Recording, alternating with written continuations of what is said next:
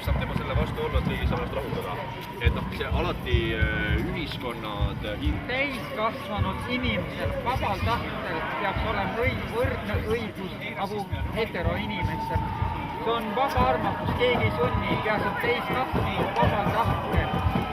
See oleks õige. Ma mõtlen seda, et kui sa oled transsooline, et sa võid ju lihtsalt ka olla transsooline, sa kindlalt tahad lapsi ka just. Jaa, lihtsalt tahab lapsi, aga noh, ma olen juba selle mõtte juba maha matnud, et ma juba usun, et ei jõua seda Kas niisama ei saa mehega koos elada? Ei, ma ei taha mehega lihtsalt koos elada, sellepärast, et ma ei suuda.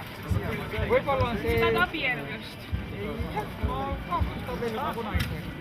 Naisega? Jaa, mul on...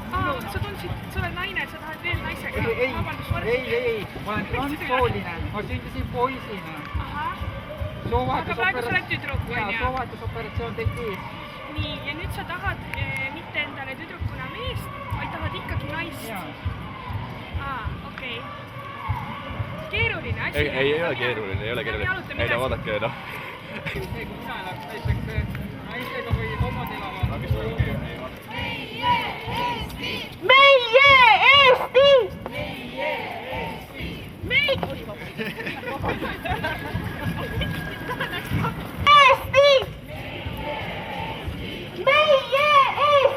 Eesti!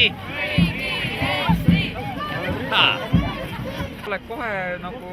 Tegelikult ju mina arvan, et täiesti tavaliselt kootistiilis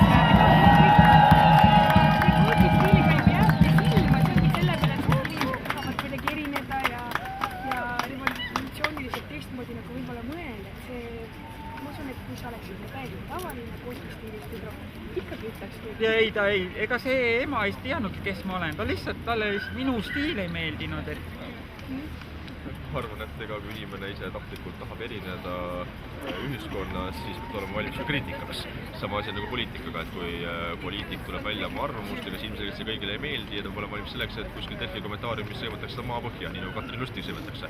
Et selleks tulebki olla valmis, et kui sa tahad astuda välja, eristuda, siis see kaasab sellega. Mis puudutab siin koolide õpetust, siis kindlasti ma ei saa siin nõus olla sellega, et me hakkame rääkima lasteaia tasemel või perekonna õpetuses algklassides, mismoodi kõik erineva seksuaalvähemused on täpselt võrdväärsed tavaliste perekondadega. Kindlasti tuleb rõhutada koolides seda, et mitte kellegi kiusamine. Ei peida oma pead viiva alla.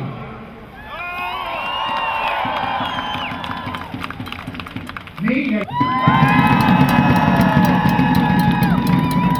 Ei jäta isegi illusiooni, et tegutsetakse riigi hüvanguks. Reedel oli ka Lennart Meri. Свою страну Эстонию. Мы не паразитирующие тип. Inimesed, kes näiteks ei saa välja oma kodus, kes ei pääse ligi teenustele, kelle keelt ei mõista perearst, kelle armastus ei ole justkui õige, kelle lüli. Ja nõrgimaks lüliks on tahtmatus pakkuda kaitset kõigile oma inimestele ja nende mitteväärtustamine. Kui me tahame olla päriselt vaba riik, siis me peame aitama kõigil meie inimestel olla vabad. Viimaste aastate jooksul muret tekitavalt palju selliseid juhtumeid, kuid kardan, et see on vaid väike osa statistikast. Seetõttu ei tohi me enam pealt vaadata mitte kellegi kiusamist, alandamist, vihkamist ja aitavad luua võimalusi, et meie inimesed saaksid ükskord päriselt vabaks. Ka need, kes kannavad südames viha ja seetõttu on iseenda vangid.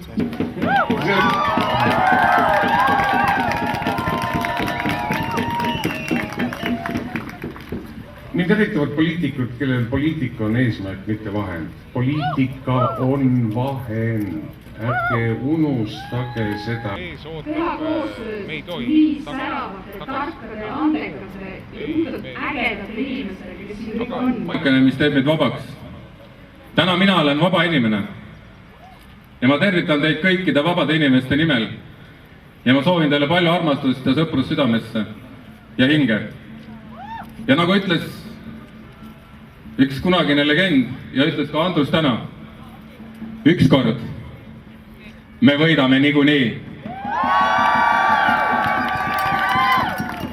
Valgust ja armastust teile kõigile, aitäh!